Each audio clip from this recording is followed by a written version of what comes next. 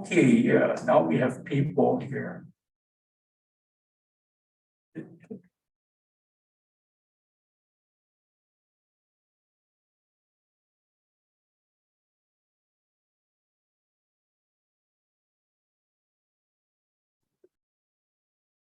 Thanks everybody for hanging on.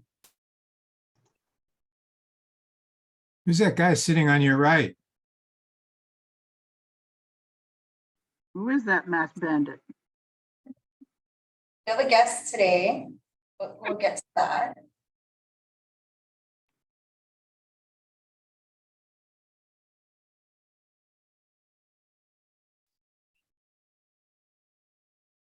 Hey, Allison.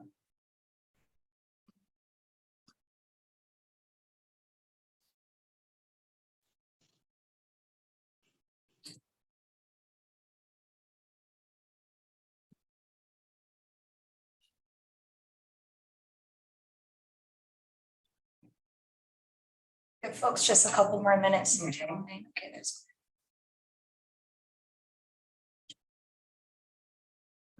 Okay. Do you think Mike's gonna join? He wasn't there at the earlier meeting.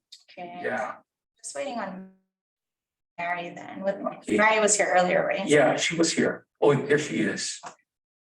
Good afternoon. Sorry I'm late. I've been having audio issues all morning, but I think I'm good now. No worries. Welcome, Gordon. Okay, and got Mary. All right, so I think we have everybody that we are gonna have. Thanks everybody for joining. It's Tuesday, December 6th, 2022. It's 1:35 p.m. So I'm gonna call the meeting to order. We do have quorum, so we'll go ahead and get started with the introductions. Onana Thone, Chair of the Council. In the room with me is Les Segundo from ERP and Scott Glenn. And so I'll go in order of folks on my screen. Robin. Yes, hi, my name is Robin Kay. I'm from the island of Lanai. I'm in this room by myself. Hi, Scott. Okay, thank you. Roy. Roy Avi, Oahu, and by myself. Thank you. Maka'ala. Aloha, maka'ala kamawani. I'm on Kauai and I am by myself. Thank you. Tessie. Oh, you're on mute. Good morning. Oh, afternoon. Tessie Kinnaman, Kauai. Aloha, Scott. And happy holidays. Happy holidays. Do you have anybody in the room with you? Nope, all by myself. Okay, thank you. Michelle. Michelle Lefebvre, Hawaii Island, and I'm here by myself. Thanks, Michelle. Dawn. Dawn Heger Nordblom on Maui, in the room by myself, but my feline cat is sitting here looking at the window. Thanks, Dawn. Steph. Aloha, everyone. Happy holidays, Steph Dunbar-Coe. And I am not in the room by myself. I have my husband just next door and you will likely hear him. Thanks, Steph. Ron. Ron Terry, Big Island solo. Thank you. Rachel. Aloha, Nana. Morning, Scott. Good afternoon, I guess. My name is Rachel Sprague. I live on the island of Lanai, and there's no one else in the room with me. Thank you. Gordon. Good afternoon, Gordon Scruton from the island of Oahu, currently coming to you live from the island of Kauai. You have about 20 people in the room with me. Hopefully I got my noise canceling machines to work now. So you guys can hear me this. Thanks, Gordon. You know. Aloha, Mahina Tudor here on Oahu, all by myself. Hi, Scott. Thanks, Mahina. And last but not least, Mary. Good afternoon, Mary Bajera from Hawaii Island. I don't know if it's my problem or on both Mahina and Onana are coming to me real warbly. So if I hesitate when you speak to me, I'm just kind of catching up with what you're saying. It's not syncing with your actual lips moving. So, and I am by myself. Thanks, Mary. I'm on the State's Wi-Fi, so that's the Statesville. Okay, and actually, our last but not least is Allison Compton. Hi, Deputy Attorney General. Thanks, Eileen. Oh, yeah, Michelle went, but her camera was off. Okay, so thank you very much, everybody. I am now going to hand it over to the OPSD Director's report. Aloha, everyone. Good to see you all again. Surprise. Yesterday, Governor Green appointed me to be the Director of the Office of Planning and Sustainable Development. Wow. Really excited to get to work with you guys again. So many familiar faces, some new folks on since I was at OEQC, but also folks I know and met before. Gordon, I think this is kind of first for us to really meet, but looking forward to getting to know you better. So Governor Green basically asked me to come over. His priorities, he's announced, are affordable housing, homelessness, and climate change. And he recognized the work that we did as OEQC with updating the EIS rules and coming up with ways to address some really deep structural challenges with some thoughtful ways to improve our regulatory processes. And also the work of climate change. He's asked me to not just focus on energy now, but the full breadth of climate change issues. And so really looking forward to stepping into this role and working with you all again, with Les, Tom, and Jen, as well as the rest of the Office of Planning and Sustainable Development. So yeah, I'm stoked to see you all. We're so happy to have you. I'm glad you're able to join us for this meeting, and I know you will have a 2:30 meeting, so hang out until then. Does anybody have questions for the new OPSD Director? Are you having fun yet? Yes, I'm already having fun. And Steph, if Eric is with you in the room, he doesn't have to call me back. That's why I was calling him. I'll let him know. Congratulations, Scott. It is so wonderful to be able to work with you again. Thank you. You made my day, Scott. This is fabulous. Thanks, Mary. I was hoping it would be a surprise for everybody, so I'm glad there were no announcements ahead of time in the media. On behalf of the council, prior to the meeting, I went upstairs and I talked to Marialice, presented her with a thank you lei from all of us, and she said she loved working with us. She is actually in Scott's old office now, if anybody does need to get to her. And she, will continue to be working. Those are the folks that are on the HR 82 task force. Scott will be picking that up soon now, but that work will continue, and Marialice will continue to be involved with that. And she very graciously offered, if the council needs anything, she's happy to help as well. So I told her we'll tap into her for that, I'm sure. Yeah, welcome. Welcome, Sorry, Scott. I have good news and bad news.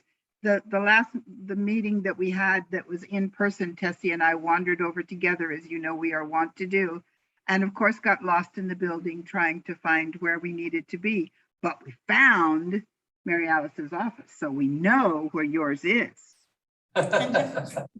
Yes, and Marialice is going to be staying on as staff. So she's going to return to her position as Special Projects Manager and will be leading some pretty important work that the office has been doing. I'm glad she's staying on. She's really she has so much institutional knowledge. She understands how things work.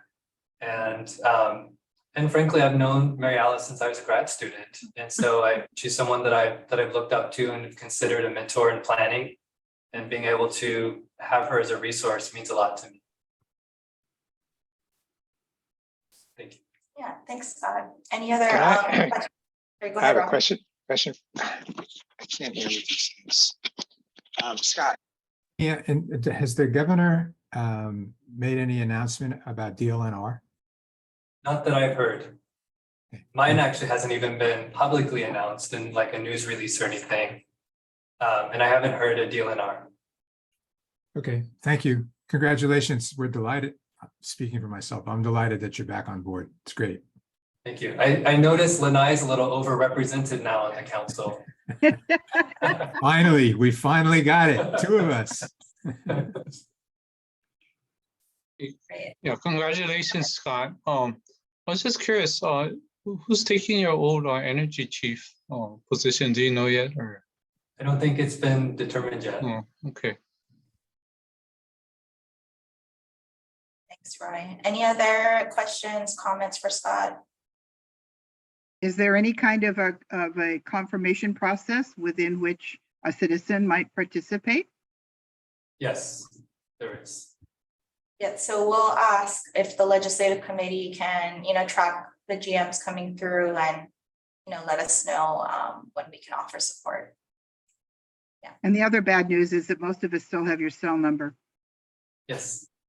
Neither number is changing, work or personal, and my work email is staying the same. Scott, it really would be helpful. I'll track it, but in case I miss it, if you would let Les know to let us know when your confirmation will happen, we'll be glad to participate. Thank you. Okay, folks, so we'll go ahead. Anything else to report? Not yet. I'm sure by the next meeting, there will be a whole laundry list of things. All right, looking forward to it. So even though exemptions committee didn't meet, Ron, I don't know if you want to just give a quick update on the status of the PIG report, and it's a good way to kind of update Scott on where we are with things. This road breaker doesn't need to be anything. You're on mute. Yeah, I think we also have an exemption list that'll be coming up next month. Did you get the email on that, Onana? Yeah, and I did send in my comments, so Okay. via track changes, my apologies. I sent it in before this meeting. Okay, thank you. So yeah, we have the Hawaii Public Housing Authority coming up. Scott, we may have discussed this before, but we got a steady trickle of agencies that have come in through the last couple years since you've been gone, I guess, updating their exemption lists. It continues. We formed a permitted interaction group authorized in the September meeting to explore ways to get more participation in this. We've met 2 or maybe 3 times, I can't remember. And we're going to prepare a report.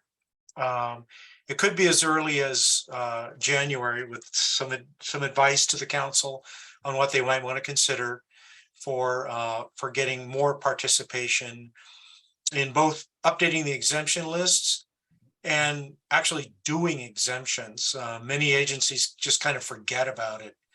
And it's useful for so many reasons for them to actually engage in the process. I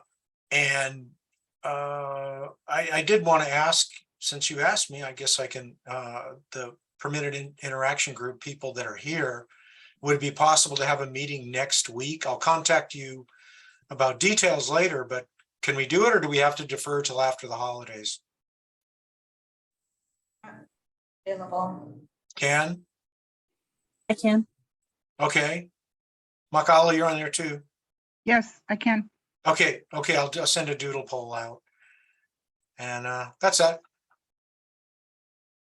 Questions? No. All right, anybody else questions for exemptions committee update? Thanks very much, Ron. Oh, and I do want to note for the record, we currently do not have any members of the public present. Okay, Mary, I'll go ahead and hand it over to you for the INO update.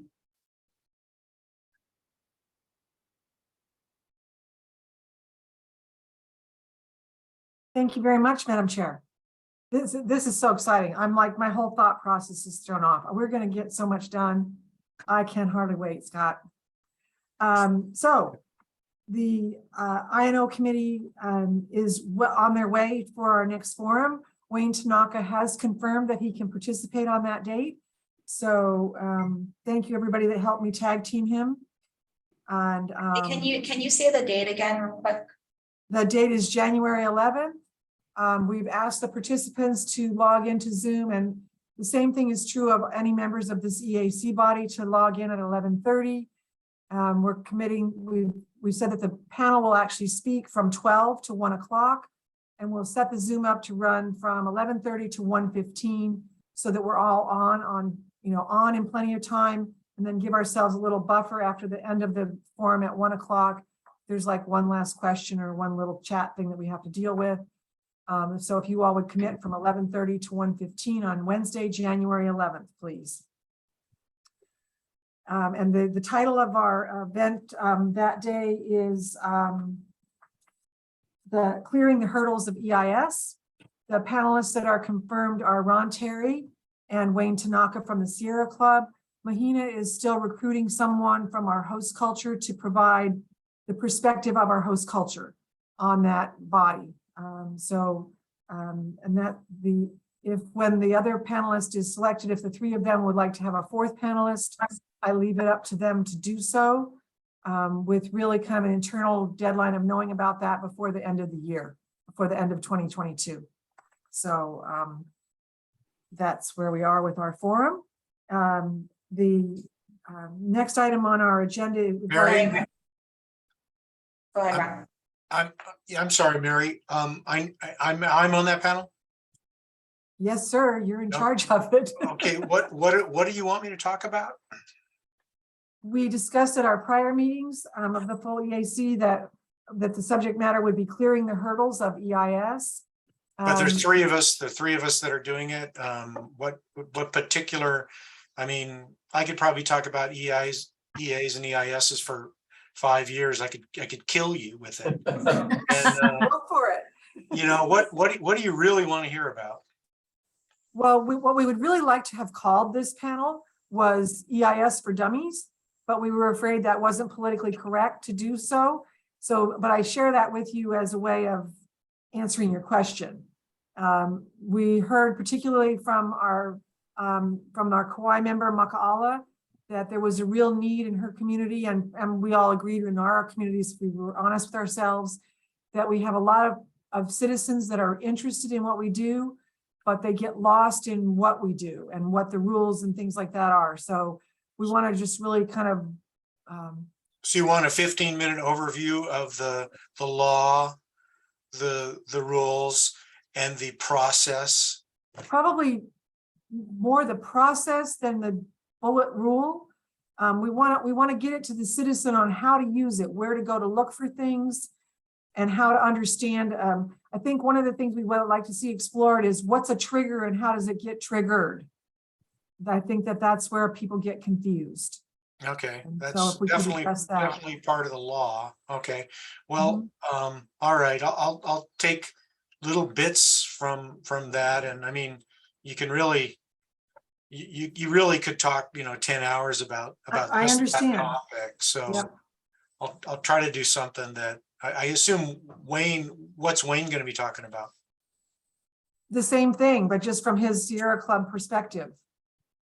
And Ron, you can certainly talk to Wayne. There's no limitation on your ability to talk with him on planning this. So Okay. feel free. Do you I just don't have want to overlap too much? Ron, do you have Wayne's email? Yeah, I know Wayne. Okay. Then are we supposed to do PowerPoint or? You can do anything you want to do. It doesn't have to be fancy. It doesn't have to be, we've got an hour of time. People don't have to talk any specific amount of time. We can end early if we get done early.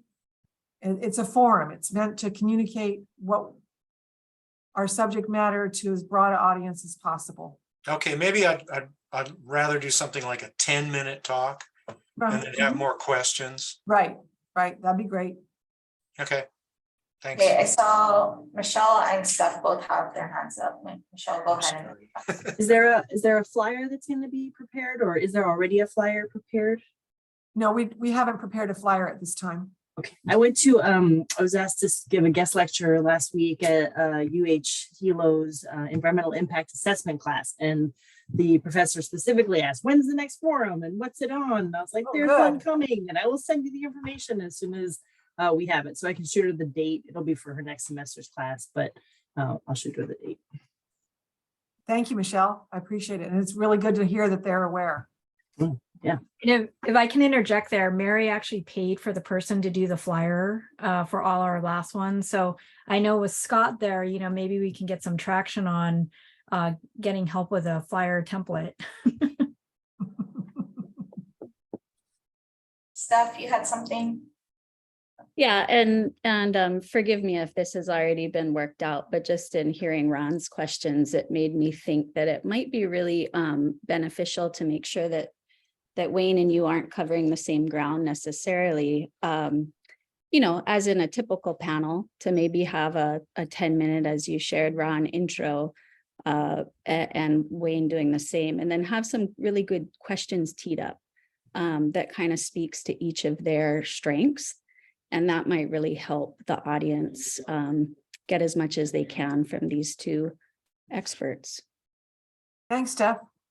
I see Robin waving at us. Oh, no. Yeah, I think, forgive me if we discussed this before, but having spent time 2 years in a row with Rep. Lowen and Senator Gabbard, and with Rep. Lowen's particular interest in this topic, it was she, if you all remember, that suggested that we include that as one of the programs you do. Could we invite her to participate as a third panelist? I realize it's a busy time of year for them, but they won't have convened yet, and it might relieve Ron and Wayne from talking about the law part of it.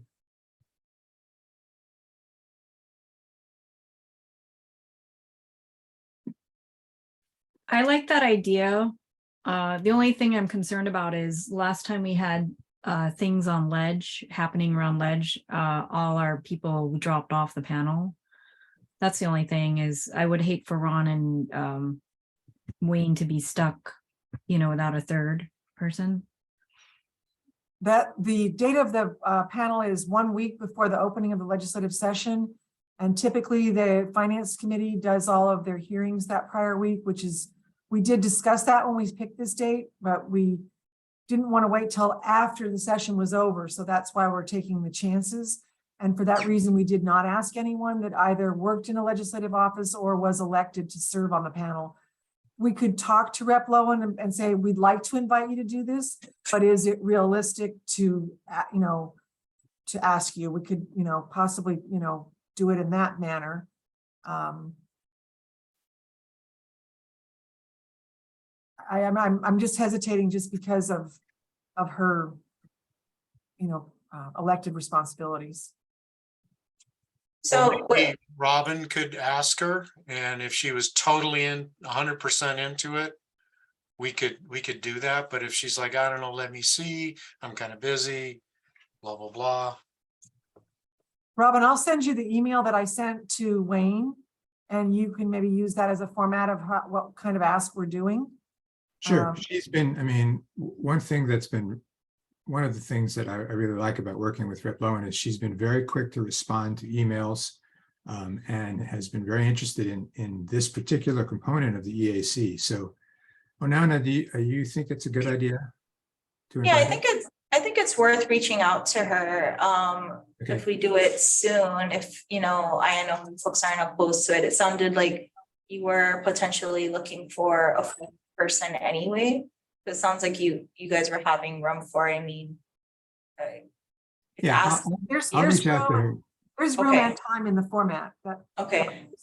I'll Yeah, I reach mean, out to her with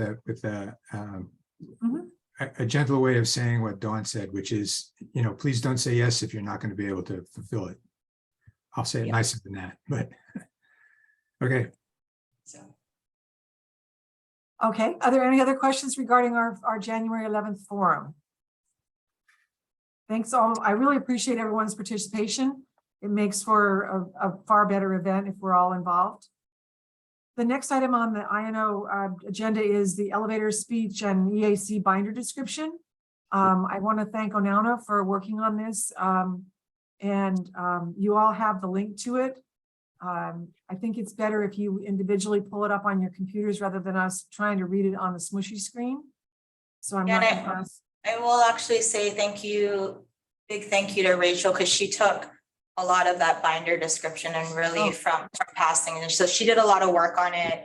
And then, you know, I kind of went in and revised it. So she really did a good job on that. Great. I mainly just tried to take all of the different short blurbs that you had and kind of put all the same ideas together, deleted the duplicates, and just tried to organize all of it. So I didn't do much editing. Most of the language is from the descriptions that the INO committee already put together. I was I like organizing things, and I was just trying to help Onana like just put all the ideas into one place and see which ones made sense for folks. Well, Yeah, sorry, I was gonna No, go add ahead. one more thing, Mary. So the draft binder description, I think we may have missed the actual deadline of getting that to Gov. Mary Alice had indicated previously that, Petition binder. yeah, That's about. so, but to the extent this is still helpful and this can get in, Yes. this is what kind of the binder, that's what that term is really. When we discussed this at the INO meeting this morning, what we really came away with is that, and it's spoken to in this, that there are 15 individual people that come from different backgrounds. And this really kind of codifies that in a sense, if you will, just that we're all different and we all have a different way of expressing things. And depending on who might be asking us what our job is, how we're going to answer that. And so the purpose of this is not to require people to answer a question a certain way, but to provide this tool as a resource to fall back on for when you're questioned by your constituencies of what is this you're volunteering for, what is it you're doing. And so that's really probably the most important thing out of this whole exercise is the fact that it's made us aware and we now have something to fall back on if we're stuck, and but not to limit anyone in any capacity of the appropriate way to answer someone being answering the asker. I think this is a terrific idea, and I think it'll have great value when new people come on. It'd be a great, like a board training manual. And as we begin to replace the irreplaceable Ron Terrys of our group, and we bring somebody else on, or two people to replace Ron, we'll need to have this document as a background for them. I think you all did a great job getting this ready, and it reads very well. So is there any action that we need to take with this, Onana? No, but I do want to open it, no action today, but I do want folks to go ahead and review it. What I did, based on what Rachel put together was I was nitpicky in terms of trying to keep us closer in line to one, the statute, what we're authorized to do, and two, what we actually do in practice. But I do want everybody to take a look at it. And, if you have any edits, I think we should give the group one opportunity to do that. So skipping ahead a little, our next meeting, we are pushing it back a week in January. It's January 10th. So edits will be due to me no later than January 3rd, so that we can agendize it and maybe have this group take a final review. So the front page is really that kind of longer description. And then on the back page, we have what we talked about last time, as it was the item 7 and 8 on the different elevator speech document, which we kind of combined to make one still longer than an elevator speech, but kind of gives you like, these are the things we're actually doing in practice. So if everybody can take a look at it, if you have additions or questions, or you just really don't like the way something is written, send that to me and then we'll consider it for the next round of edits. Okay, and then the last item to report out from this morning's meeting of INO was if you would put on your schedule, we'll let you know when the date is firmed, but we're looking at the week of February 6th to do our next forum for the year of 2023. And that will be working with Fish and Wildlife regarding the information for the IPAC requirement, planning and consultation requirement. So that'll be more at the federal level working. And that's all that INO has to bring before this body on this date, I believe. Am I right, Dawn and Gordon? Did I miss anything? Yeah, the IPAC is how to generate this the species list, because they have a new platform on how to generate it. I know Ron knows how to do all this already, but for our general lay people like me, I needed help. IPAC is the acronym for Information for Planning and Consultation.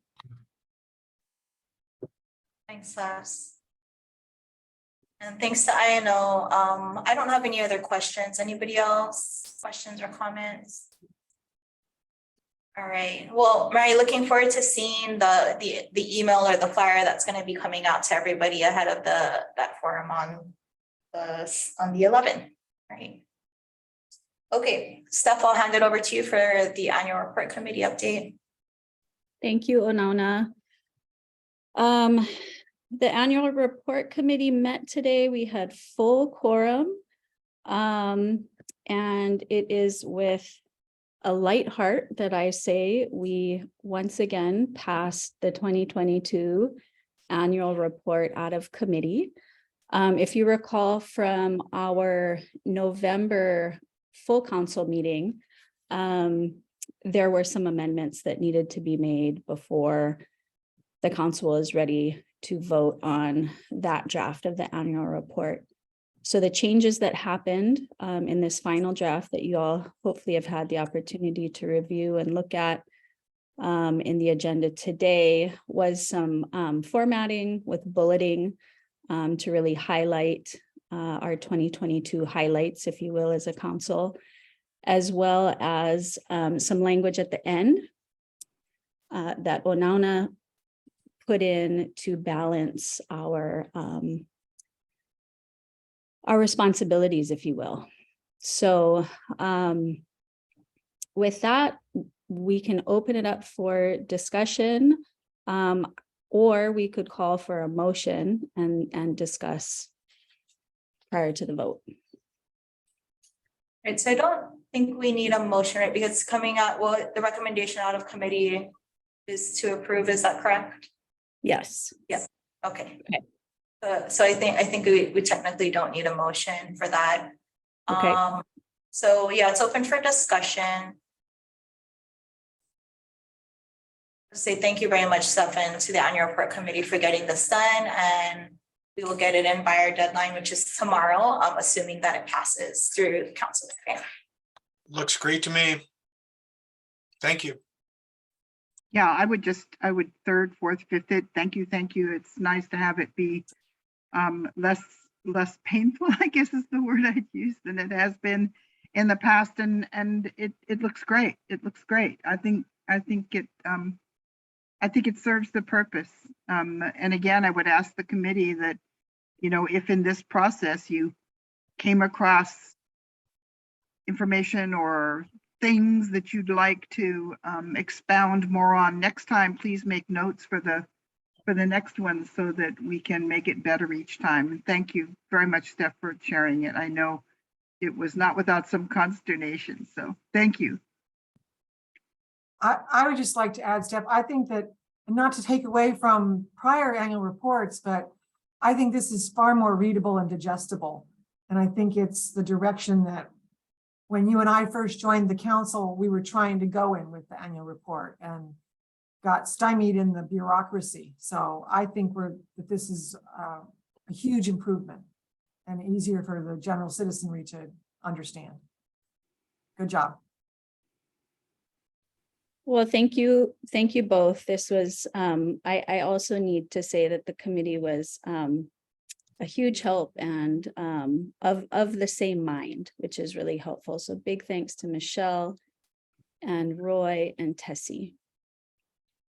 I think also appreciate seeing the bullet for the strategic planning committee about discussing the future of annual reports, because there is a little bit of a cultural shift going on here in regards to the report. And so how we choose to continue, change, adjust that. Again, apologies for harping on this, but I do think that's a really important topic for discussion within the strategic planning committee. Good points. All right, any other discussion on this? Okay, well, if not, I am going to call the question. All those in favor of approving the annual report as it's shown in our agenda, please raise your hand and keep your hand up. All right. So it is unanimous. I will not go through a roll call. Thank you, everybody, for taking the time to get that done. I really appreciate it. Just make a note here before I move on. So in terms of finalizing stuff, do you mind sending the final PDF? We're gonna send it to you now? Or, Yeah, yeah, I don't know how it gets routed. yeah, okay. I guess we can Les copy. and Want us to- yeah, okay. Yeah. If you can, please email it to Scott, Les, and Jen. And if you Scott, want- Les, and Jen. yeah, do you want us to copy Mary Alice on it, just in case, just? Yeah. And Mary Alice, if you can, and just say, you know, the EAC is submitting its annual report, approved at our December 6th, 2022 meeting. And yeah, I think that's sufficient. Yeah. If you don't Sure. mind. And you know, I might also share the Word version in case there's formatting, recognizing, of course, that our report is just one little bit of Mhm. OPSD's report. Yeah. But sure thing. Okay, great. Thank you, Steph. Thank you. And that's all that the annual report has. All right. Thank you very much, annual report committee. All right. Handing it over now to Robin for the legislative committee update. You know, just listening to this discussion about this great new annual report, thinking back to all the fights we've had over annual reports, and what a pleasant surprise it was to have Rep. Lowen and Senator Gabbard say, "Oh, okay, you put the annual report into the OPSD," and then Steph, you and your gang just took it over. So years and years and miles of less headaches and fights. So well done. Okay, the legislative committee. A couple of things. Onana, is it okay if I do the second bullet first and the first bullet second? Yes. Okay. So on November 30th, after getting approval from the EAC, Chair Onana and Committee Chair, me, met with Rep. Lowen and Senator Gabbard by Zoom. And they were, as they've always been, incredibly helpful and forthcoming to both of us. In the legislative committee this morning did not have a quorum, so we don't have an official report. So I'm going to give that official report now. We asked each of them to give us what they thought their priorities were for this coming leg session. And it was interesting. Both of them, both of their first priorities was the cesspool conversation. And the report has now been published. And Mary, thank you for that. I haven't read it, but I did get it. So the report's been published with lots of information in it. And both of them made that their top priority for the environmental committees. Rep. Lowen talked about some other issues. Scott, I'm sure you've had this conversation with her, but she talked a lot about energy related issues. And that included being more energy efficient, how to achieve greater efficiencies, supporting the transition to electric vehicles, and revisiting the carbon tax issue. And she suggested we look at last year's legislation in particular. Her other two issues were waste management and Red Hill. And I'm sorry, did somebody say Is something? that us or Robin? Oh, We just lost Robin's audio. yeah, he's not muted, so No, I think that's a message. I Robin, can you? can still hear Robin. I can Okay. still hear Robin. I It's can hear you. you, Mary. yeah, sorry, I don't know what's wrong. Robin, can you speak again? The whole thing? Okay, no. No, just continue forward. We lost a couple seconds of it. Okay. As my wife would say, I don't have anything important to say in those few seconds anyway, so no big deal. Yeah, okay. So some of the other priorities for Rep. Lowen were the Red Hill issue, and that we met with her the day after the firefighting foam spill. And she was pretty adamant about getting involved in that particular issue. Senator Gabbard's priorities were, again, cesspool conversions. He talked about changing the target date, moving it up. He was talking about establishing a cesspool section in the Department of Health. And I understand, having not read it yet, but I understand that both of those are in the report. So we'll see. He also talked about reinstating the tax credit as one of his priorities on the cesspool issue. He had two other priorities at this point. One was the green fee, and that didn't go anywhere last year, but I saw today in a Star Advertiser that it was something that our new governor referenced. So perhaps there's some legs for that this year. And then Senator Gabbard was also talking about recycling fees. I'm not sure I understood this, so Nana, please help me clarify. But my notes say extended producer. Yeah, I thought he was actually getting down to whether something is really as environmental as we think it is, looking at sorry, go ahead. I can clarify. Yeah. So extended producer responsibility is a bill that was introduced last session. And the idea is for the producers of plastic products to have responsibility for collecting that plastic back. And it takes different shapes. And last session, if you look at the testimony, you'll see there's a lot of different opinions about it. So it sounds like Gabbard and Lowen are interested in reintroducing something along those lines. Yeah. Connecticut, Vermont, I think a couple of the northeastern states have passed that kind of law. Thank you for clarifying that. Yeah, I wasn't 100% sure. They were going through it so quickly too, and we had limited time. Really? Yeah. Thank you, Scott. That makes perfect sense. But it wasn't, I did catch the word extended producers. So now I understand what my notes are. So thank you. We also talked about other issues that might be legislatively, that might rise to the level of legislation. I asked about the Department of Environment. And one of the things that Rep. Lowen said, and Scott, you may know this better than others, she raised the point that it might be besides for all the challenges of having a Department of Environment established, the Constitution might need to be amended because it sets a limit on the number of departments, and she thought we were already there. I don't know if that's true. I haven't researched that, but if it is, it just adds one more burden to what would be a real big lift. The Constitution does have a limit of 20 departments. And last session, the legislature took the Department of Public Safety and broke it out into 2 departments. So they created a Department of Law Enforcement for the sheriffs. And in doing that, I don't remember if we went from 18 to 19 or from 19 to 20. So either we are at the limit or we're one shy of the limit. Okay, well, thank you. I did not realize the Constitution stated a limit, so it's good to know that it does.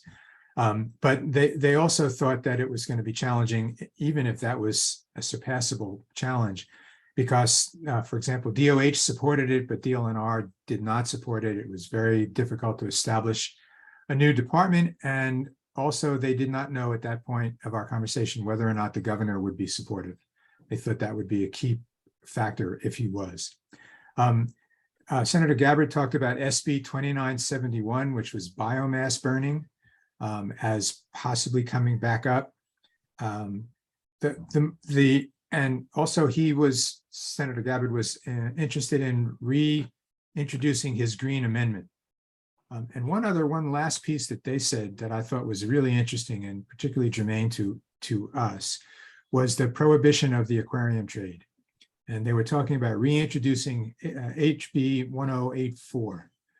And we had quite a discussion about that. Nana, you want to add anything, or should I just keep going? I think that's fine. Okay. So those are the things that were on the minds of Rep. Lowen and Senator Gabbard. The last part of our conversation, we wanted to update them on our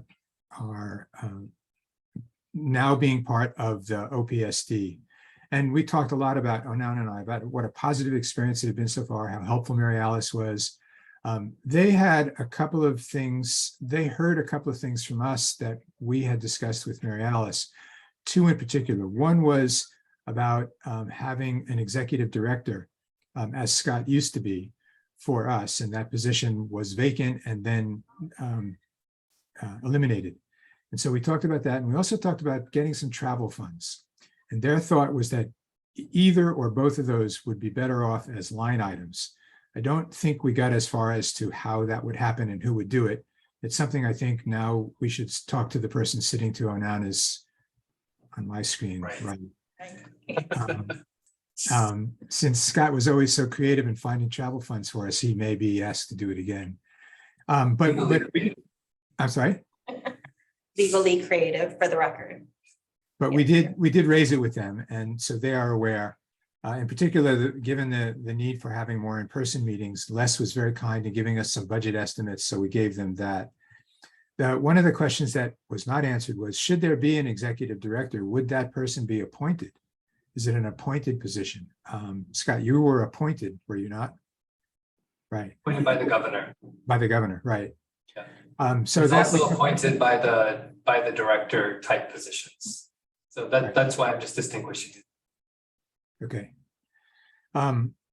We talked about, well, the last couple of things were Onana offered to write up some language to help clean up chapter 341. There were some inconsistencies, and so they said fine. And Onana, you sent Rep. Lowen's email with the deadline in there. So I thought that was very helpful.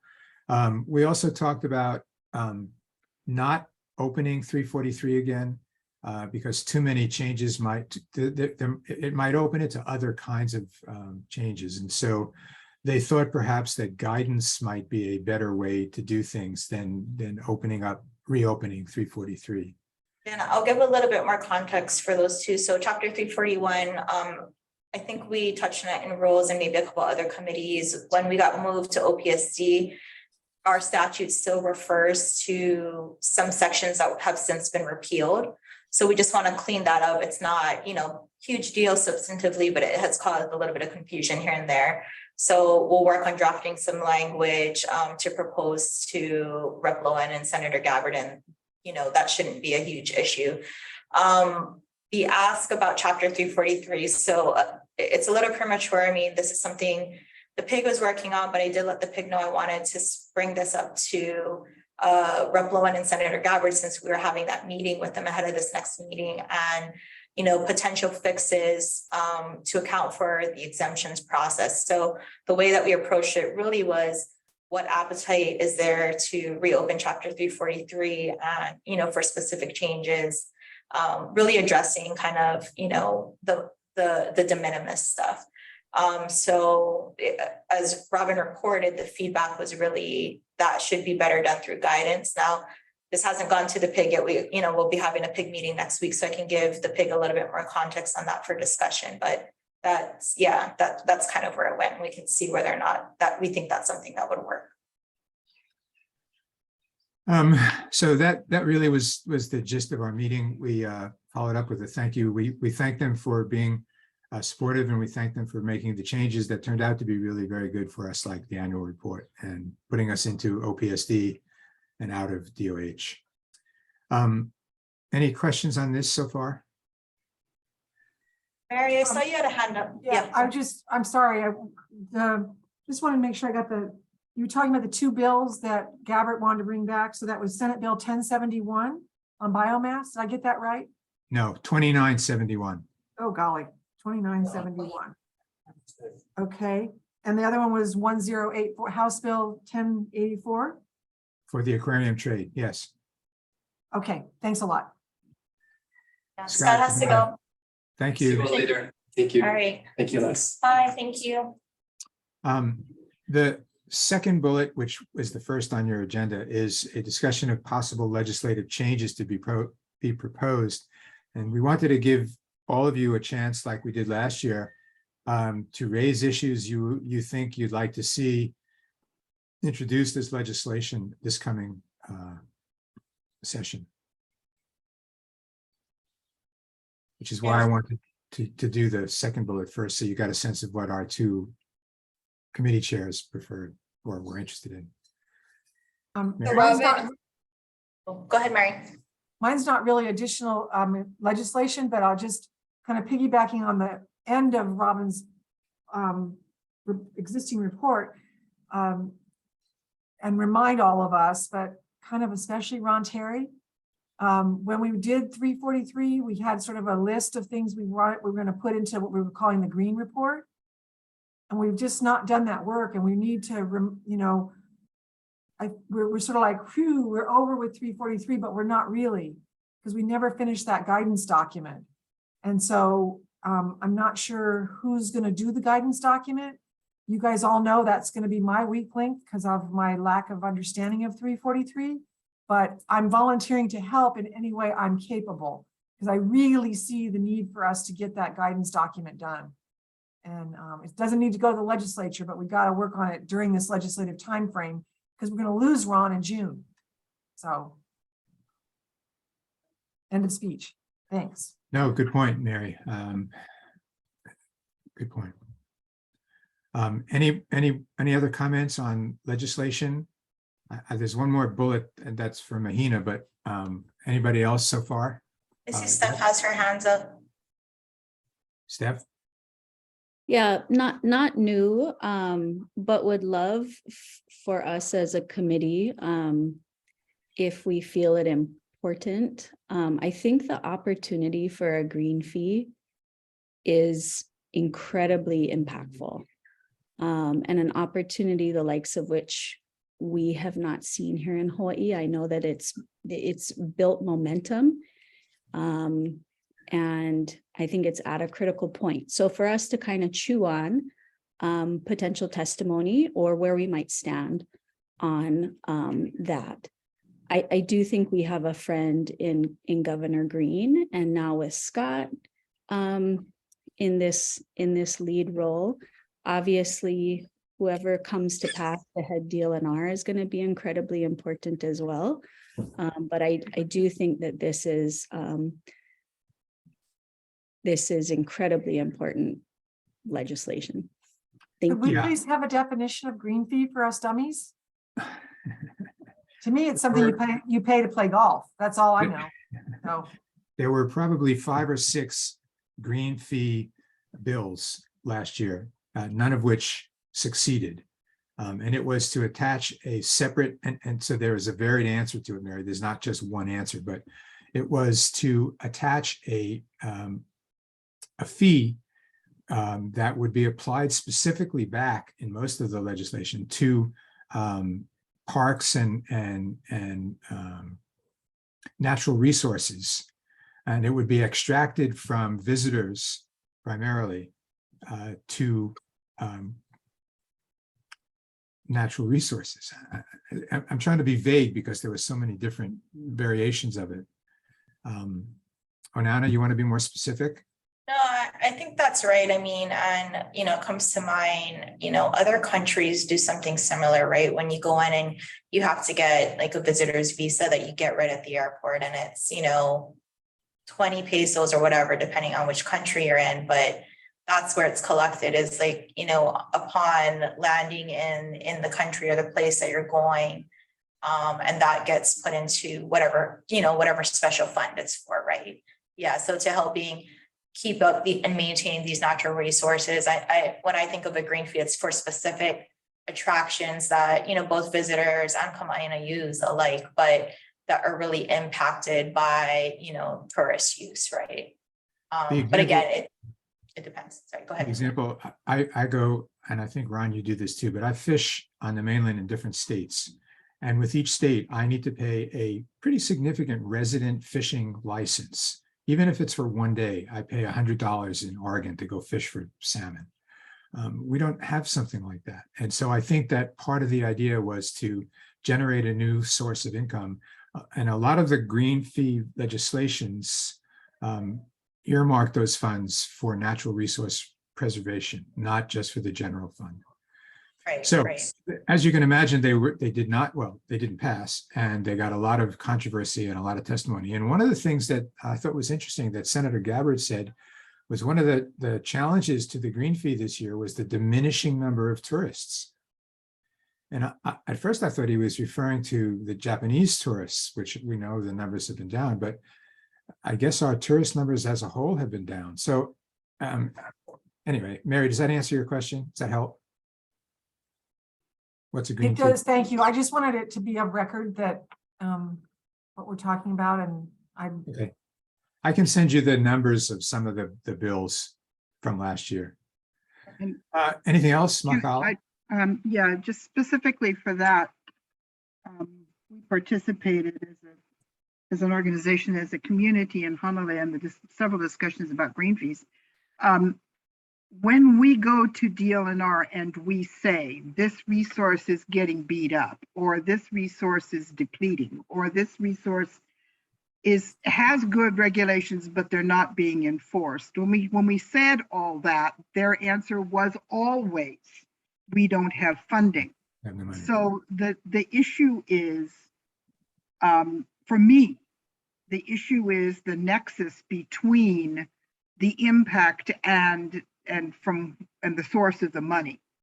So I have taken the position, maybe not publicly, but certainly in my own community, that we need to be very, very careful what we do with that money, because it's very tempting for any agency who has pukas and gaps to fill it with money and think that's the answer. So to me, it would require, and I hope the successful legislation would include, some pre-planning. What is this going to be for? So I will be looking for legislation that says that specifically to guide whatever agency, whether it's DLNR or somebody else, and not just to fund more enforcement or fund more whatever. For us, on the North Shore of Kauai, we do a lot of planning for ourselves, this kind of stuff, and support of that from the state level would actually make a big difference. So looking to places to start this funding that have done some of that work.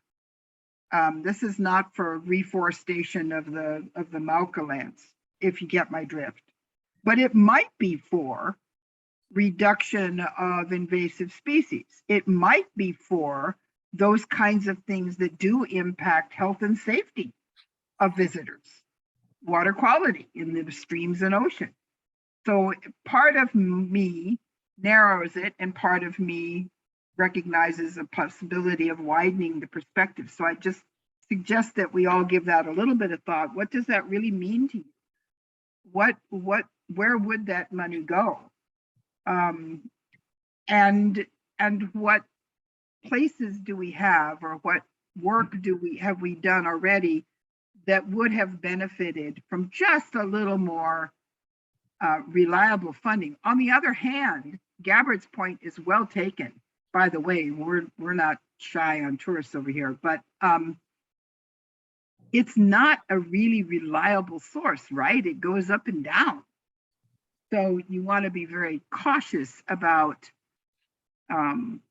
we just faced this here where we did parking fees to pay a meter maid kind of person. That's slippery soil, because what if the people stop illegally parking and you're not collecting the fines and you've still got this person to pay? So, there's plenty more to that. And that's why it didn't succeed. There's just a whole lot of devils in these details. I'm encouraged that he's interested in narrowing it down. And I would hope that we would have some thought and some input on the process. The next meeting of the EAC is before the ledge reconvenes. So in the February meeting, we'll have, as we have always had, a list of all the bills that are relevant to our discussion.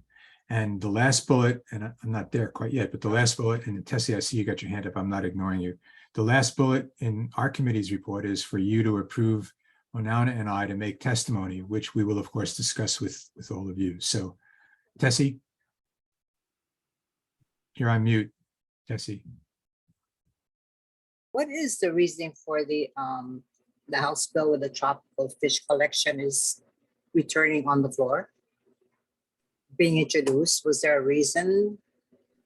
I think they both felt very strongly that there should be a complete ban on aquarium fishing. Yeah, Onauna, is that fair to say? Yeah, I think it's just, it's a want that aquarium fishing is just not beneficial to us as a state. Unsustainable.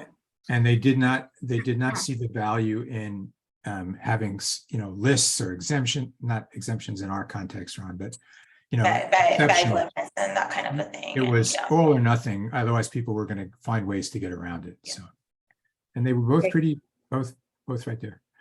Okay. Rachel has her hand up too. Oh, I'm sorry, Rachel. I'm looking next door and I don't see you through my hedge, so. No, you don't? Oh, sorry, that was Les's mouse. It was a hand on your box. So I thought you were using the hand function. Okay, sorry. No, it's not your fault, Les. I thought Robin was just ignoring her. No, I would never ignore Rachel. Are you kidding? Okay, so moving on, I see Onano looking at her watch, so I want to move us on. A couple of more things very briefly. I have misplaced a bullet that should be in the legislative committee, and it went into the strategic planning committee. And that is, we'd asked Mahina to talk about whether she was hearing anything about two issues that might be potentially impacting in the legislature. And those were cultural assessments and social justice. Both of those issues we've heard about, didn't know much about it. So Mahina, I don't know if you've had a chance to track any of that down, but I'll turn it over to you. All right, thanks, Robin. I put some feelers out. I have a lot of phone tag going on, but no substantive discussions yet. Sorry, it seems like everybody's really busy, but hopefully soon I'll keep you updated. Okay, if I do. thank you. And before that last bullet, we did ask Rep. Lowen and Senator Gabbard if there were other issues that they heard permeating up that were either not their priorities or from other legislatures, and they said basically no. We asked about whether there would be any effort to do affordable housing exemptions again, which seems to come up, and they didn't seem to think so. So that's it. That's our report, except for the last bullet, which is just to allow us to provide written or verbal testimony on legislation. Onana, do we need a motion for that?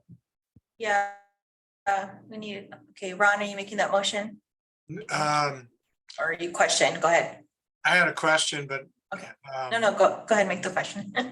Yeah, it was more about, it was about the affordable housing exception. And there is a group that's out there trying to formulate legislation. I should let you know that. They may be behind the curve on getting into the legislature on time, but there's quite a few people that are working on it. Just thought I'd let you know. Yeah, and I don't think that's too much of a surprise, since there was a bill last year that wanted to do essentially an outright exemption for affordable housing.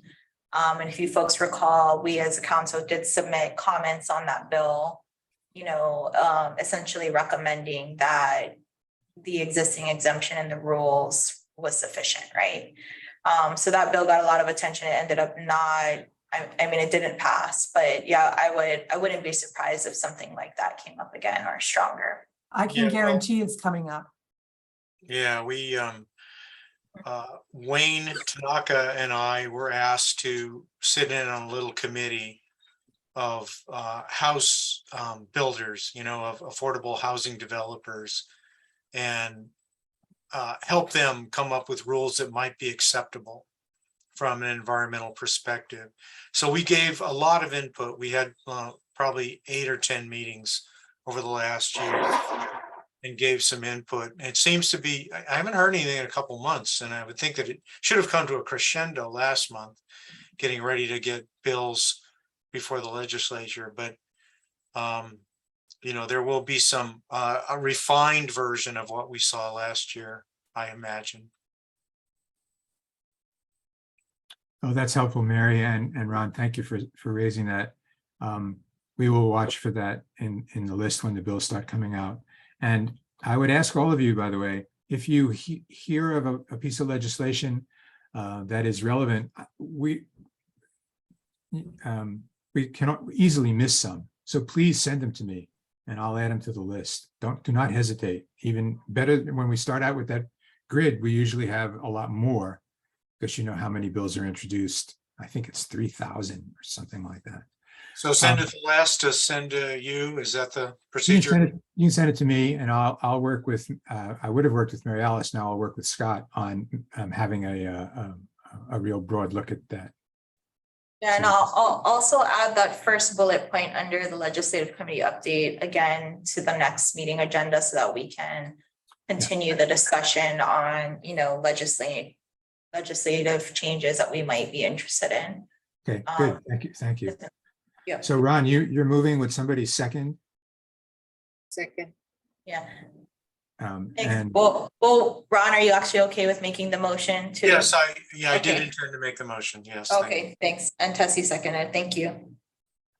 Yeah, and I'll just say, there's two ways we can do it, right? In the years past, we've done just kind of a general action to allow Robin and myself to submit testimony on bills on behalf of the council. Obviously, bills that we've already discussed and are comfortable taking a position for the council on. But if there's anything kind of controversial or whatnot, we'll have to get approval first. But we can do it one of two ways. If folks don't like doing this general action, what we can do is come to you folks, bill by bill. It just kind of hampers us doing testimony on behalf of the council. Again, nothing prevents anybody from submitting testimony in their individual behalf, but this is intended to, if something quick comes up on a bill that we have discussed and we have a pretty good feel about how the council has felt on something, or the council has taken, expressed a position on it, then we will go ahead and submit comments or testimony on it. yeah, it's really, go ahead, Mark. Sorry, Robin. I don't have a problem personally with doing a blanket, larger. Can you not hear me, Robin? No, I can now. I can now. Okay. You're breaking up. I think I just would like us to think about giving a broad permission, just because of the example we had last session where stuff comes up when they're there, and I don't want them feeling uncomfortable or whatever if they have it. But that's up to us to have that good discussion so that they know what the pitfalls might be. And I would ask that I at least be refreshed if there were any of our serious concerns about the affordable housing. I remember mine, but I don't remember some of the others. So because it is, of course it's going to come back up, and I trust Ron and Wayne to have looked at it carefully, but we also have now some examples since that previous action. We have some examples, I think, on most islands, certainly have them on Kauai, where these projects have been completed. If anybody has experience with, something that went really well or something that didn't go well at all, that we make that part of this conversation. We know more, we should be thinking this through better, right? So letting experience be part of this conversation. Mahalo. Yeah, I think what Onana said is, for me, as chair of this committee, and what I've learned over the last couple of years is the need for some speed. Yeah. I mean, I hate to say this, but you're going to have to trust us. There will be issues that we will not be able to clearly say, the committee, the council believes this. Some of the bills, Mary, for example, might find an objection to one of the green fee bills. But there'll be time when we're just going to have to move or be irrelevant. So that's really the purpose of this bill. And I think there were past bills where we got to a point where, like, wait, the council needs to weigh in, so we don't submit testimony on behalf of the council. I might provide comments in my individual capacity because, sticking to the rules. But yeah, if we get a feel where it's something like, no, this is something that we need consensus on, of course, we'll come back to the council. Go ahead, Don.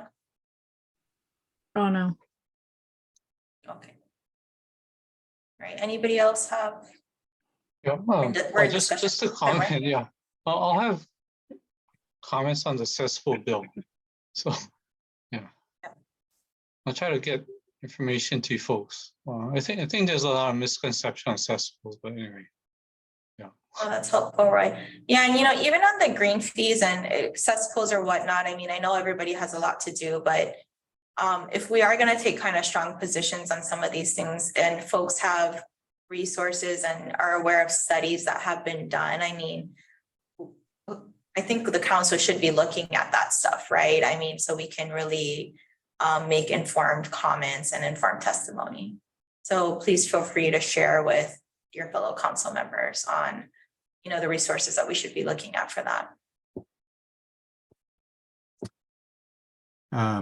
Onana, I turn the vote over to you. Okay, any further discussion before we take the vote? Okay, so all those in favor of authorizing the chair of the council and the chair of the legislative committee to submit written or verbal testimony on bills that the council has determined to be of priority to it, please raise your hand and keep your hand up so that I can count everyone. Okay, and it is unanimous. Oh, wait, no, Don's not voting. Don, are you in favor? Okay, she is. All right, it is unanimous. Thank you, everybody. And that wraps up. Sorry for taking so long, folks. We just were really excited about our conversation with Lowen and Gabbard, and so we'll go from there. Thank you. No, thank you, Robin. Okay, so next up is I'll take this agenda item. It's again looking at now what we're calling version 4 of our draft policies and procedures.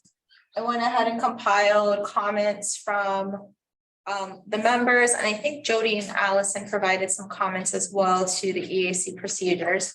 So what I did was I accepted all of the comments in the past one. Everything new is in track changes. Excuse me. So let me know if you folks have any other comments, additions. Are we missing anything? One thing we talked about last time, if you guys look on page 2 of the policies and procedure document, is, you know, basically who's the press representative. So I drafted some language there just as a placeholder and a starting point for discussion, basically saying that the chair or the chair's designee is the designated contacts for any inquiries by the media. And I think that's probably the best way to go right now. But of course, I'm open to other structures if folks want to see something different. And this came up with just, I think, Roy, you might have mentioned it, right? That the media has reached out before, and we just wanted to make sure that we're having kind of one person speak to the media. Yeah, except they came to our committee meeting, so That's whatever right. we said was on record. Right. We wrote an article based on what we said at the meeting, so I don't know how you handle that, but that's what happened. At the risk of being sunshined, right? I mean, it's a public meeting, not much we can do about that. But yeah, to the extent there are media inquiries, so that language was added. Meeting minutes, on the first page, I added a section about that. That came in as a comment from somebody in terms of how do we do meeting minutes, right? And we have that further on our agenda that they don't need to be verbatim, but you have to basically have enough information there so that folks understand what was discussed at the meeting. Okay. Anybody else, questions, comments? And then I think the other, oh, go ahead. Sorry, I was just thinking maybe you should include a citation to the HRS section regarding minutes. Okay. Yeah, just so it's because it has the base requirements. Yeah, thank you. Do you have that handy right now? It is. Thank you, Allison, because what we have right here in policy is very different than what you sent me for my INO minutes last week. So. I'm going to look real quick and I will. Okay, thank you. Appreciate it. Onana, I also had a question regarding, let me get the number right in front of us. All right, it's on 92-9.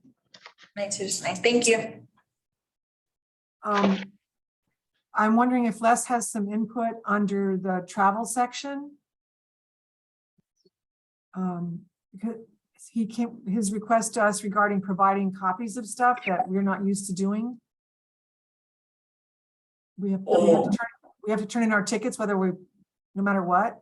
Yeah, that's in the revised travel policy. That's where that requirement comes from. So the revised travel policy, I think I sent it out to everybody. Is that the September 6th? I understand that, Les, but it's not what's listed in this thing here, is what I'm saying. Oh, okay. Maybe. Wait, hey, Les, is the revised travel policy, is that the September 6th memorandum? Yeah. Okay, Yeah, so this references that September 6th memorandum. I appreciate that, Onana, but the September 6th memorandum is so onerous in its workload compared to what's written in that paragraph. I think that we should print that information rather than just referencing it, because it sounds like easy peasy and it's not. Yeah, Most of us do digital tickets, and we can't do digital ticket. We got to print something out. Yeah, that's unfortunate, but that's what the fiscal people want. Yeah. Right. We just need to be clear about that so that we don't mislead people in the future. Okay, thanks. Okay, so I mean, I can change, you want it actually all spelled out in this document, or, Well, I mean, do you want me to just say you must comply with the requirements as set I don't know, I forth just in- think okay. It's not that bad, Nana. It's that you're going to require a paper receipt for your transportation, air, ground, whatever. Because I can tell you that Lyft and Uber don't do that. They do electronic. They don't do a paper thing. So does that mean print it out, or what does that mean? Yeah, so for Lyft and Uber, you don't mean an original receipt, you just mean an invoice, like. Yeah. So they could send you a PDF, you don't have. Yeah. Yeah, so you guys could send them a PDF. I You don't get a PDF. I just get an email message. I with the do. invoice. I get something from You that. get, doesn't it, Lyft send you an email? They send an Lyft sends you- email. They send an email. Yeah, but I don't think it's a PDF, Ron. No, No, I'll just copy it. also just forward the email. Yeah, that's what I do. PDF it. Okay.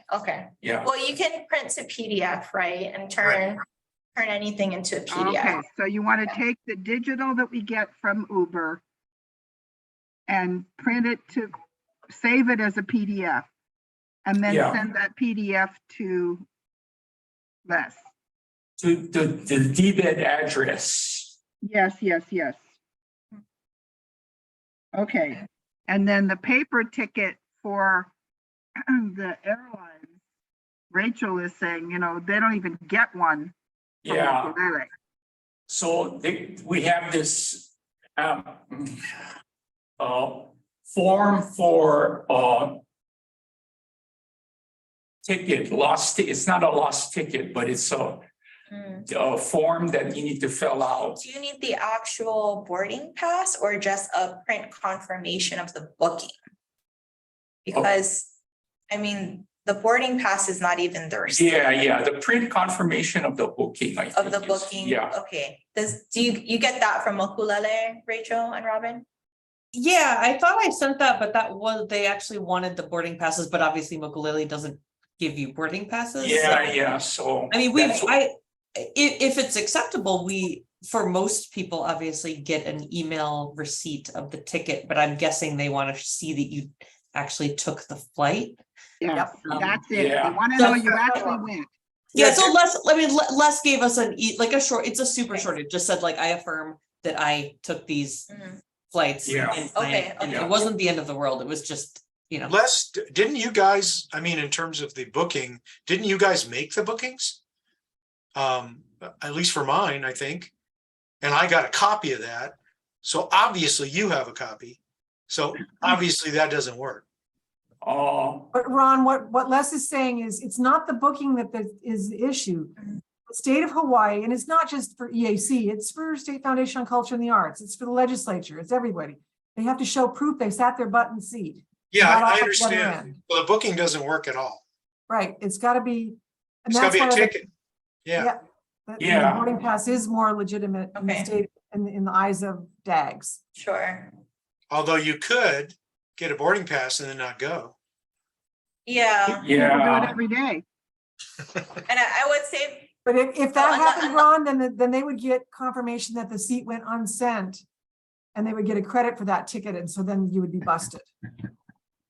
Well, but they don't get a credit they don't get a confirmation that we actually sat there though, huh? They don't, they just get a credit, they just get confirmation if you don't sit there.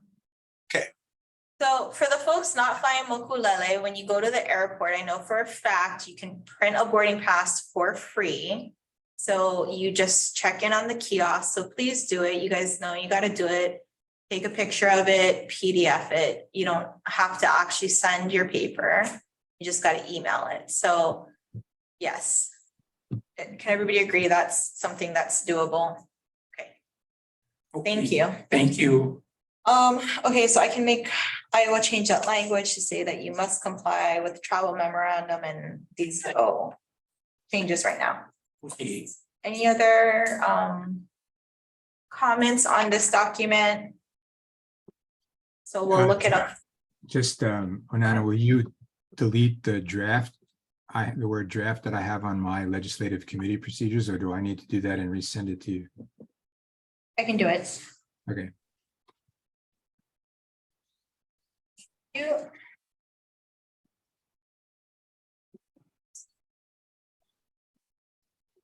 Yeah, so any other changes to, I think, yeah, there wasn't really anything. On the exemptions, there is one tiny thing on subsection C. It was just a typo, nothing substantive. For legislative, I think we just added some commas, some minor typos as well on the second page or page 3. Say page 3, so it should be page 2. But again, nothing substantive. Oh, are we still on? Oh, yeah, sorry. Okay, just checking. I liked, Onana, I like the revision to the deadline for the annual report. I thought that was good wording, tied it to the as set by the OPSD director. So that was- Right. Yep, since we got some wiggle room on that. Yep. Okay. All right, well, if you folks think of anything else, please give me any edits before, so January 3rd, that same deadline. So that we can get it on the agenda for the January 10th meeting. All right, we're getting there, guys. And it's again, it's just, it's a document that we can, continue to revise over time if anything's missing. So we did the second bullet point. So again, we can bring it up at the next meeting if you folks think of better guidelines in terms of media inquiries, but yeah, I think just direct them to me for the time being and we'll figure it out from there. Drafting of agendas and meeting minutes. So I know for this round, and Allison, if you don't mind coming back on, we want to try to be better compliant with Chapter 92. So in terms of just better explaining what our agenda items are. And yeah, Allison, if you don't mind just kind of detailing that for us. Oh, right now? Oh, yeah. Or do you need a few minutes? By detailing, I mean, what you're looking for when you're reviewing our agendas and minutes, yeah. okay, I mean, agendas generally need to be fairly specific so that, just an average public member, if they take a look at it, they understand what's going to be discussed and whether they'd have an interest in actually attending or not. I think there's a term for it. There's some sort of neighbor test or just any, someone who's completely unfamiliar with things. So like things like if you're abbreviating things or using acronyms, you should always write things out so that people who are not familiar with what that is will understand. And also if it's things like someone's going to discuss like a certain report or other thing, if usually it's okay if you link it and it has more information that they can click on the link and look, that's considered part of the agenda. But if there's nothing linked, then you have to put a description.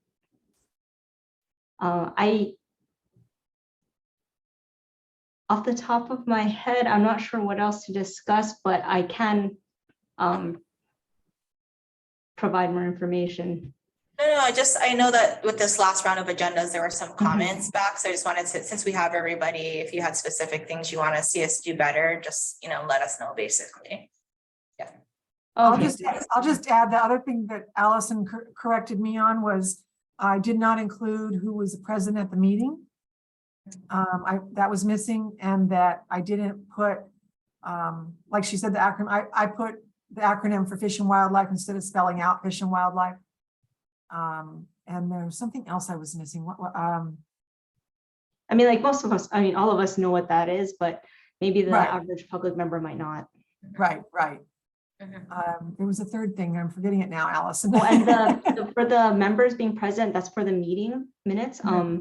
So meeting minutes, those are in the statute. It lists out, I think, maybe like 4 or 5 things that have to be in the minutes.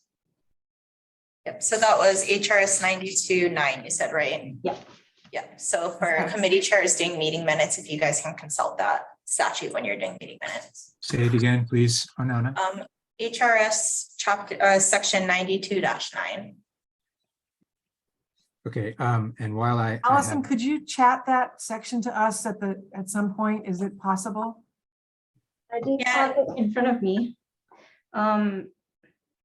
Meeting minutes have to include the date, time, and place of meeting. The members of the board is recorded as either present or absent. So usually I see like there's a list, 2 lists with present and absent. And the substance of all matters proposed, discussed, or decided, and a record by individual member of any votes taken. So if you took a vote and you have to indicate which members were for and against. Or if it's just unanimous, you can say unanimously approved. Any other information that any member of the board requests to be included or reflected in the minutes. Actually, I think that's it. That's all that's required. It's obviously not limited to that, but those are the base requirements. Michelle just put it in the chat, so thank you. And just generally too, it has to reflect, the views of participants and generally what occurred. Yeah. People are testifying, things like that. So it'd be good to note that.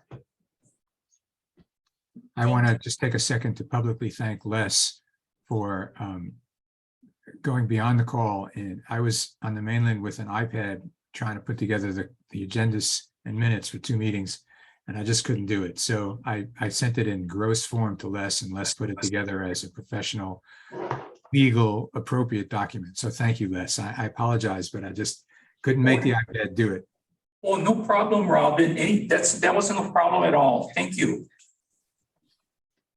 All right, thanks, Allison, for jumping on that.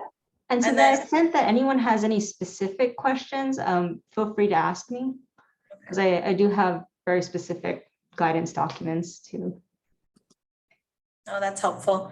One item, since we do have you, I want to ask about is, and I kind of do want to discourage folks from using the chat function because I attend other public meetings and I know that it has been mentioned in them that it presents a sunshine issue with the chat. So Alice, I know the meeting's recorded and the chats are recorded as well. Is that true? That it's a sunshine issue if we use the chat function? Any business should be done in the course of the meeting, right? Sharing links, of course, is super helpful in a chat. We don't need the answer right now, but maybe for the next meeting, if you don't mind looking at, just because, again, I've heard one agency say that on a couple of occasions that using the chat presents a sunshine issue. Okay, I can look into it. I've actually never had that issue come up because usually people just ignore the chat. Now in our general 1D, the Zoom procedures, it says EAC members shall avoid using the chat function unless absolutely necessary. Yeah, so I added that because, like I said, I've attended a couple of meetings for another agency who has said that in several meetings. And so that was giving me pause about us using the chat because I just don't want us to be in violation. So maybe that's just for that agency or not. But yeah, Allison, if you don't mind looking into that, and then we can, if that's not true, I can go ahead and delete that from our procedures. Okay, yeah, I'll look into it and let you know. I've never I've never actually seen a board member use the chat function before in my other boards. Oh, okay. Thanks. I'm happy to read the address. I can say all the letters. No. It has read what's in the chat. If that was a conflict, we could it has utility, but I just I want to make sure that we're doing things appropriately. Okay. Any other questions for Allison before we move on? Okay, thanks, Allison. All right, so again, any outstanding revisions to draft policies and procedures due to me by January 3rd. All right, and then I will hand it back to you, Robin, for the strategic planning committee update. Yeah, it'll be very brief. We had a meeting today and we mostly talked about our conversation with Mary Alice. And it was a very, very positive conversation Onana and I had. She told us, and Scott referenced this, that she was going to be the temporary up until her term of office expired when the governor's term expired. So as of yesterday, she was, and I don't know if she still is because Scott hasn't been confirmed, but the acting director of OPSD. I'm not 100% sure, but I know when I saw her today, she seemed to be in her new role as, what is it, special plans branch chief. Special plan branch chief, yes. Yeah, she as Scott mentioned, and I think he might have had the title wrong. Thank you, Les. She told us she was going to be, quote, manager of special plan or planning division. Les, you're saying plans? Plans branch. Okay. And also the acting director, but again, we don't know, but we do know that there is a new director, so she will be, and she was very happy with that position. She really enjoyed doing that position previously, or the planning component. We also talked with her about, as I mentioned to our committee, about the executive director position for us and for the travel budget. And she recommended both of those be line items. And so it was very supportive. We talked about some of the things that we'd done together, EAC and OPSD, and she seemed very positive and pleased with how we were working so far. The annual report, the rulemaking issues, staffing, funding, and so forth. So we asked who our contact should be. And at that point, we didn't know it was going to be Scott. So poor Scott's going to continue to be our contact over there. And that pretty much was the gist of it. Onana, you want to add anything from our conversation with her? No, I think you got the gist really good. Yeah, it was, yes, Makala. Sorry, did she give you a clue as to what that is? Or Les, do you know what that is? I don't know what special plans are. Oh, what, I'm sorry, you broke up for a bit there with the. Sorry, I'm just curious as to what special plans are. Are you talking about special plans branch? Yeah. What makes the plan special? I think they're all special. Oh, I mean, they do various other things that don't fit in other divisions or branches in OPSD. So they do a lot of they get federal grant monies that they contract out for people to do things like studies or certain projects. Okay, thank you. I was hoping it would be Red Hill. She DOH. She I talked know, about I it. know, but I was hoping that the planning part would be someplace else. She talked about it as going back to her role as a planner, which she was looking forward to. Yeah, she likes it, I know. So, and Onana, if that covered it, then that was the major conversation in our strategic planning committee. Steph, we did not talk about the form of future annual reports. I know that's a critical issue for you. That's going to be the first thing on our agenda for our next meeting next month. And I would encourage you to participate in that conversation. I know you're not on that committee, but you probably should try and, unless there's a scheduling conflict, try and participate with us in that. I don't know if I can. No, right? she can't. As a member of the public, she can't unless you guys have a pig, right? So that's why you can have it on the full EAC agenda, and if you want to kind of discuss it now, or I can re-agendize it for January on the full EAC agenda under that. Yeah. I mean, another option would be to put me on that committee. Right, because the But I AR don't- committee is now done. Your work is done, right? Almost done Well, I mean, for yeah. this year. So couldn't you make a temporary appointment? Actually, that's actually a really good point, Robin, because, you know, I think there is obviously the need for continued annual report meetings, but maybe it doesn't have to happen every month. Annual report committee, maybe there can be this communication with strategic planning and then report back out to annual report committee with discussion and, you know, the kind of back and forth. Yeah. That's a possibility that I see.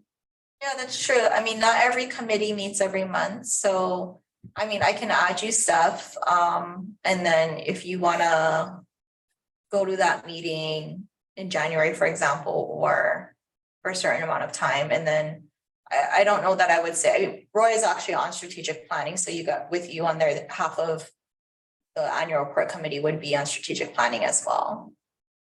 It might not make sense to put, actually, I don't think we can put everybody because it's already 6, so you'd be 7. If we get 8 on there, that's quorum, so no. I think you'd be the last person that could be on that.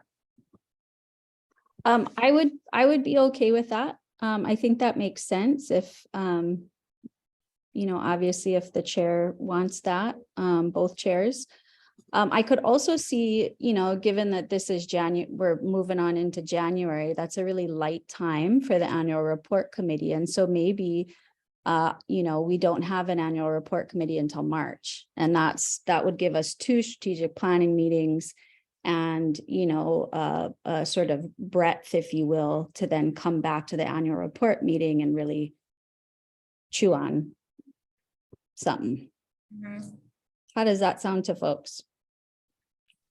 Makes sense to me. Yeah, Okay. I'd love to me. see you participate, and if that's the way we have to do it, I think the timing makes perfect sense. You can slow down your annual report work till it needs to come back up to speed and join us for our next couple of conversations. Okay. Absolutely. Sounds good. Okay, so Seth, you are now on strategic planning committee. All right. And I think just along those lines, annual report committee, will take a pause in January and February as of now. Okay, And won't be meeting. that works. Great. Okay. Anything else from strategic planning? Nope. No. Thank you, Robin, and thanks to the committee. So that transitions good, transitions into our next item, which is just, again, repeating. The January meeting is on January 10th, 2023. Remember, we moved that back a week because of the holiday. Agendas are due January 3rd. So please make any edits that need to be done to the policies and procedures documents are also going to be due on January 3rd. Including to the elevator speeches and the binder document. So I just heard no AR meeting next time. Strategic planning, you're gonna meet? Yes. January? Okay. Rules, are you meeting in January? Yes. Okay. Ledge will be meeting, yes, okay. INO will be meeting. No, wait, Onana, let's rethink that. The ledge, Okay. by that meeting date, I don't know that we're gonna know any legislation. Okay, What so do you maybe think? not. Maybe not. You have time to decide. I'm just, if you know now, I'm gonna make a note. Okay, Yeah, so I no, mean, we could, the one reason I could see for us meeting before the ledge reconvenes is to frame a conversation about what issues the council would like to raise, if any. okay. That, Well, up to you if you want to do that as a full council or through committee. yeah, I think the full council would be better. Okay. And then exemptions are gonna meet in January? Okay. Okay, so we'll, for the most part, go back to our normal meeting times on the last version of the card I sent you folks, except if Ledge isn't meeting, I might push everybody back an hour just so it's not starting so early at 8 a.m. Oh, now, just for everyone's information, INO has tentatively, we're gonna sunshine a meeting for January 5th at 9 a.m. And if we feel we need it because of our forum coming up on the 11th, we may need to meet sooner than the day before. So, Sure. Okay, that's fine. So you'll work with Les. yeah, lesson, we've already got that in the works, but just for your information purposes. So That works. and for Ron to be aware in case he needs to bring anything to us because of the panel. Okay, sounds That would be good. the time to do it. Thanks. Mary, before please do send me that sample of how you invited the panelists so I can send it on to Rep. Lowen. Thank you. Okay. So our next in-person meeting I actually put on here, I was hoping, Scott couldn't stay. Excuse me, he had a 2:30 meeting he had to go to, but, I did speak to him briefly the other day about us wanting to have more in-person meetings and what's, feasible in terms of budget and whatnot. So that hasn't been decided yet, but, I kind of floated maybe doing 4 per year, like 1 per quarter, or, minimum 2 per year. Because I think it's helpful. So I think we'll need to continue those discussions with Scott and, hopefully at the next meeting. But in terms of this group, since I have you now, do you guys kind of have a feel for, January, no, we'll do remote. That'll be too hard, but are we looking at, you guys thinking February, as early as March? If we have a feel, we can start kind of planning for that. Personally, I like the idea of quarterly if we can get the money. I think there's a very good reason for consistency and, continuity of discussion and conversation. And it sounds like with everything else that's going on, that March might be smarter to try and start. Also, that doesn't feel quite so pushy to me. If we're going to ask Scott for money, we can say, and we don't want to start till March. Yeah. I would say March feels comfortable with my work schedule at least, but I'm not the only person here. So it doesn't sound, well, I don't know how others feel like there's a need for an in-person prior to March. March is good. March is good. Okay. Yeah, March is way better for me as well. February is a hot mess. Okay. Okay. Agreed. I just want to correct what I said about January 5th. It's at 11 a.m., not at 9 a.m. Okay. Thanks, Mary. I apologize. No worries. Okay, so we'll tentatively request, unless, I don't know if do you think I need to do, I can shoot Scott an email on that. Yeah. Yeah. Yeah. We're thinking we want to do March. Okay. Yeah, first Tuesday in March. Yeah, first Tuesday in March. Yeah, so February meeting, after this January meetings will go back to the first Tuesday of the month. January is just kind of a special month, unless, again, folks want to do another big change and we can discuss that. Apologies, Onana, I have to drop off and I Okay. recall that we should no longer use chat. So mahalo, everyone. Take care. Thank you. Thanks, Steph.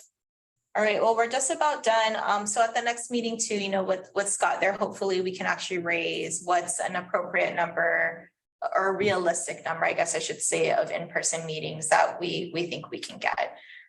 So we'll continue that discussion.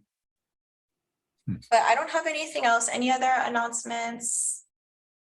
Questions on what we talked about today? Just probably a crazy question, but are we going to consider one of those 2 or 4 in-person meetings on another island? When Scott, we had talked about having them on other islands and that kind of got COVIDed out, but it's just as much a pain in the ass for everybody else to come on Mokulele to visit us than it is for Rachel and I to go visit you. And it might be really interesting. I mean, we could certainly have a 1-day meeting here. I'm not talking about spending the night at Four Seasons, but it's something to consider, I think, to have them in other islands. Can you get to Maui easier, Robin? Come to Maui, yeah. I can find Maui us is a ferry ride. Maui is a ferry ride away through the whale sanctuary, so it's always a delightful way to travel. Though right now the Maui Seaside Hotel is running at $380 a night, and the Maui Beach Hotel and the not that nice Marriott next to the Maui airport is I looked at it today for like next week, $680. I'm like, I could go somewhere way nicer. Okay. So I think we're looking at a 1-day meeting, and we got to be done early enough that the Hilo guys can make the 1 direct flight back to Hilo in the afternoon from Maui. Yeah, I think, yeah. I just think we ought to, it doesn't have to be the March meeting, but at one of our meetings, if we're going to do in person, we ought to consider doing it in another community. I think that's a good point. Yeah. If you do it in Maui, I can find a telecom room with the board meeting stuff, sunshine law. So I can ask DLNR for it. Oh, awesome. And if Thank you, anyone Dawn. wants to come stay, we have a huge property here with 2 dogs. Oh, thank you, Don. Ron. Yeah. No, I think that's a good point to raise, and I will agendize this discussion again, and I think it's important that we do it when we have the director here, because he'll be the one that kind of makes those decisions on whether or not we got the funding. And hey, Les, you want to go to Maui? Yeah, so I think we'll definitely continue that discussion. I would like him to be here because, like I said, I did kind of raise it already that this was something that we're looking at, trying to have some in-person meetings. I told him there was, actually when Scott asked to come, he's like, okay, so I'll see you guys tomorrow. I was like, oh, actually we're all by Zoom. But I was like, I am on Oahu though, I can come to the room. And he's like, oh shoot, I told him we only had one in-person meeting since 2020. So I think, yeah, I mean, we'll find ways to make more in-person meetings happen. It won't be every meeting, but we can have more. Yeah, and the great thing about meeting on neighbor islands is that you get public to show up quite often. Yeah. Absolutely. I love the idea. More important to me, is there dim sum on Maui? Because there wasn't on Oahu. No, there's no dim sum on Maui. Ah! You're going to the wrong island. It would be Honolulu then. That didn't work out so well. Okay. Yeah, there's only Sorry. a few left, Makalo, but okay, guys. Well, it sounds like we're Madam Chair, done with. I Yep, just go sent, ahead. I just got the full report on it's public now, all the chairs and whatever of the organization, both House and Senate. I just sent the full list to Les and Onauna and asked Les to circulate it to everybody. And I sent Thank it you. separately to Robin. Awesome. Thank you very much, Mary. Thank But it's you. clear Yeah. Gabbard is still chair in the Senate and Lowen is still chair in the House. Okay, The great. really good news in the Senate is that Tim Richards, who I have a great relationship with, is vice chair under Gabbard. Okay, Good. fantastic. Good. Thank you. Okay. Well, happy holidays, everybody. It's 3:19 p.m. We're gonna go ahead and adjourn the meeting and see you folks in the new year. Take care, everybody. Thank you, Chair. Thank Thank you. you. Thank you, Les. Thank you, thank you. See you next Everybody. year. See you Thank next you. year. Okay, thank you.